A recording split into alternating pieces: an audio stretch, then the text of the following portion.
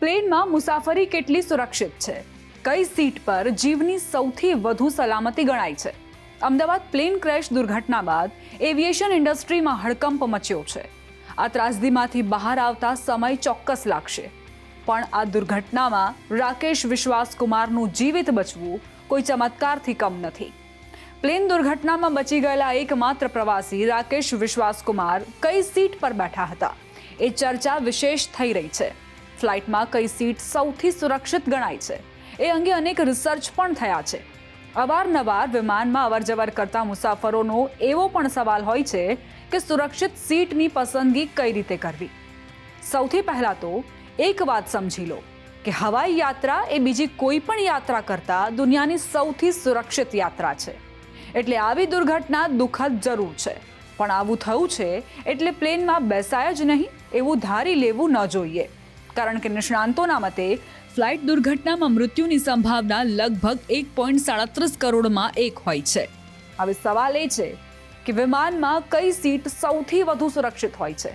વિવિધ રિપોર્ટ્સ અને રિસર્ચના આંકડા પ્રમાણે વિમાનની વચ્ચેના ભાગમાં અથવા પાછળના ભાગમાં બેસવું આંકડાકીય રીતે વધુ સુરક્ષિત છે. 2017ના અમેરિકી ગવર્મેન્ટના નેશનલ ટ્રાન્સપોર્ટેશન સેફ્ટી બોર્ડના અભ્યાસમાં 1971થી થયેલી 20 વિમાન દુર્ઘટનાઓની તપાસ કરવામાં આવી હતી, જેમાં જાણવા મળ્યું હતું કે વિમાનની પાછળના ભાગમાં બેઠેલા લોકોના જીવિત રહેવાની શક્યતા આગળના ભાગમાં બેસેલા લોકો કરતાં વધુ હતી. આ સિવાય જે લોકો પાંખની નજીક બેઠેલા હતા તેમના બચવાની શક્યતા પણ વધુ હતી. FAA એટલે કે ફેડરલ એવિએશન એડમિનિસ્ટ્રેશનના ડેટા અનુસાર વિમાનના પાછળના ભાગમાં અકસ્માતોમાં મૃત્યુદર ઐતિહાસિક રીતે સૌથી ઓછો રહ્યો છે. ખાસ કરીને પાછળના ભાગની મધ્યમાં રહેલી બેઠકો સૌથી વધુ સુરક્ષિત હોય છે. FAA ડેટાના 2015ના વિશ્લેષણમાં દર્શાવવામાં આવ્યું હતું કે પાછળના ત્રીજા ભાગમાં રહેલી બેઠકોમાં મૃત્યુદર 32% હતો, જ્યારે મધ્યમાં 39% અને આગળના ત્રીજા ભાગમાં તેની ટકાવારી 38% હતી.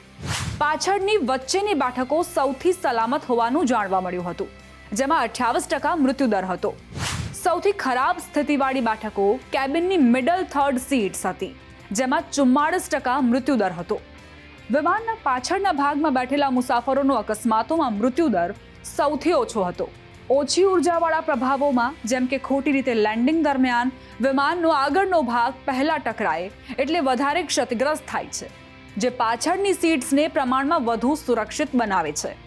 એક્સપર્ટ્સના મતે સ્ટ્રક્ચરલ બ્રેકેજ એટલે કે વિમાનનું માળખું તૂટે તો ઘણીવાર આગળના ભાગને વધુ ગંભીર અસર કરે છે. એટલે વિમાનના પાછળના ભાગની સીટ્સ વધુ સુરક્ષિત હોય છે. વિંગની બાજુની સીટ્સ સ્ટેબલ હોય છે અને સામાન્ય રીતે ઇમરજન્સી એક્ઝિટની નજીક હોય છે, તેથી જલ્દી બહાર નીકળવામાં મદદ મળે છે. મિડલ સીટ્સ ક્રેશ વખતે થોડી વધુ સુરક્ષિત હોઈ શકે છે. આઇલ સીટથી બહાર નીકળવું સરળ હોય છે, જ્યારે વિન્ડો સીટથી બહાર નીકળવું થોડું મુશ્કેલ હોઈ શકે છે.